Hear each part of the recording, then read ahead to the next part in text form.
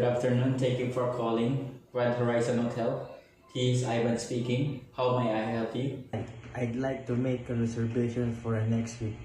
Certainly. May I know the exact dates of your stay?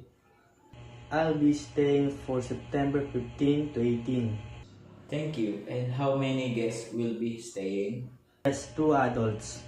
Thank you, Mr. Cruz. Your reservation is confirmed for the deluxe room, September 15 to September 18 for 2 adults. Check-in time 2 p.m. and check-out is 12 noon. Got it. Thank you very much. You're welcome. We look forward to welcoming you. Have a great day.